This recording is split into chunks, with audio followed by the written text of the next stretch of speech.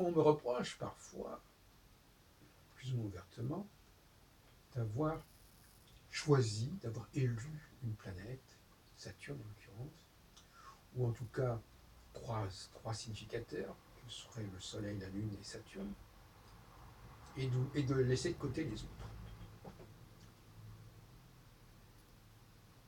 Et c'est vrai que c'est un choix. Mais j'aimerais bien rappeler à certaines personnes que le fait de s'axer sur le seul thème, sur la seule date de naissance, sur la seule heure de naissance, c'est aussi un choix. Je sais quelle est la vogue actuellement, notamment avec des gens comme Didier Gélin, qui ne jurent que par l'exactitude de l'heure de naissance, qui me paraît complètement dérisoire, même si c'est validé par les travaux de Gauquelin, mais ils font tout à fait autre chose que ce que fait Gauquelin, excusez-moi de le dire. Ça n'a pas du tout le même caractère intéressant sur le plan scientifique. Donc on récupère Gauquelin, on l'accommode comme on veut bien, on récupère, bref. Et donc, nous avons là aussi un choix qui me paraît un choix temporel. Alors il y a des choix spatiaux et des choix temporels.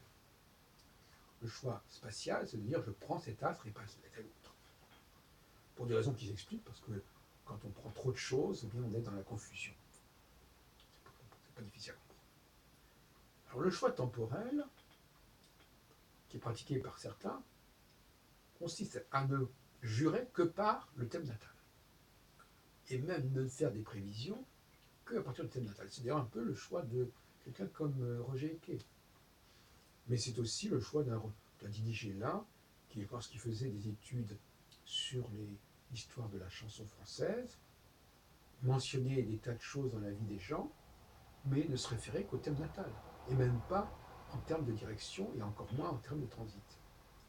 C'est une sorte de conception comme ça, comme si le thème natal était une sorte de structure statique qui valait indéfiniment et qui était atemporelle en quelque sorte.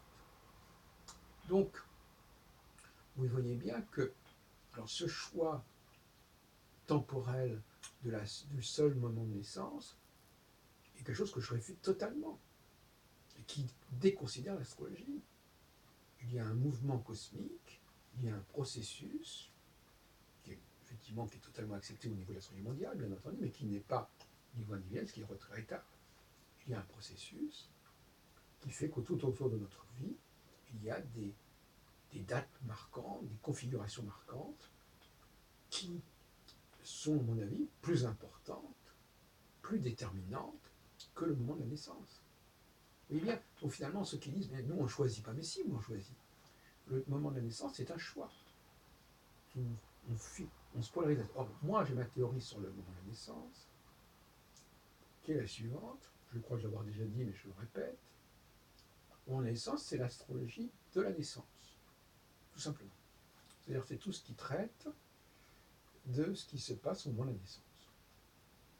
Et je rappelle que la tétrabible, commence son premier livre par une astrologie de la naissance. C'est-à-dire que de la naissance, c'est-à-dire qu'il va prévoir à quoi va ressembler l'enfant qui va naître. Ce qui implique d'ailleurs, entre parenthèses, ce que n'a pas du tout compris les gens comme Yves Lenoble quand ils ont commenté la tétrabible il y a une quinzaine d'années, et puis je crois que Barbeau aussi, et Elisabeth aussi ont commenté la tétrabible, chaque quelques décennies.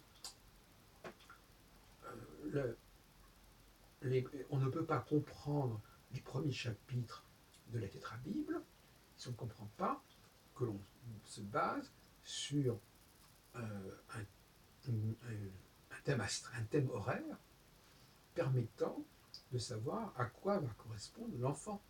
Parce qu'on n'est pas dans la trottine d'Hermès, on n'est pas en train, à partir de la date de naissance, de déterminer la date de conception. Là, on est en train de faire une sorte de thème astral, c'est pas dit clairement, mais ça, c'est pas un problème. Si la tétrabible ensuite a perdu de ses chapitres ou a perdu de ses éléments, c'est notre problème. Mais l'esprit, quand on lit clairement et simplement la tétrabible, c'est qu'on va vous dire à quoi va ressembler l'enfant. Une fois que l'enfant est né, je ne vois pas à quoi présente l'intérêt de dire à quoi il va ressembler, puisqu'on l'a sous les yeux. L'astrologie, elle est là pour nous donner des explications sur ce qu'on ne sait pas encore. Donc toute description de l'enfant, toute description physique de l'enfant est ridicule par rapport au thème natal, puisqu'au moment du thème natal, on a l'enfant en face de soi. Donc vous voyez bien que c'est pour parler de l'enfant qui va naître, on ne peut pas le faire à partir du thème natal. On est obligé de le faire à partir d'un thème qu'on va dresser avant la naissance, que les parents vont demander à l'astrologue de tirer lors de la consultation, ce qu'on appelle l'astrologie horaire ou l'astrologie questionnaire. Même les travaux de Gauquelin vont dans le même sens. Il s'agit de montrer que certaines castes faisaient en sorte que leurs enfants, c'est la théorie d'ailleurs de Geoffrey Dean, l'Australien, DEAN, faisaient en sorte que leurs enfants naissent au moment, que la naissance de cet enfant naisse au moment où telle planète se levait ou culminait. On est là dans une astrologie natale, on n'est pas en train de définir une psychologie, une astropsychologie, on n'est pas en train de définir la personnalité de l'enfant en train de naître. On est en train simplement de déterminer un processus qui va accompagner la naissance. C'est tout. De la même façon, dans la tétrabible, on va nous parler de ce qui va se passer, de ce qu'on va observer à la naissance, donc par conséquent, qu'on va devoir étudier avant la naissance. C'est une découverte fondamentale. C'est ça que j'appelle une approche critique des textes. Il faut comprendre ce que ces textes veulent dire, quels sont les enjeux. Donc, encore une fois, le moment de la naissance, ça concerne une astrologie génétiaque au sens strict du terme, c'est-à-dire une astrologie qui traite des problèmes liés à la naissance et qui ne vaut pas pour l'ensemble de la vie de la personne.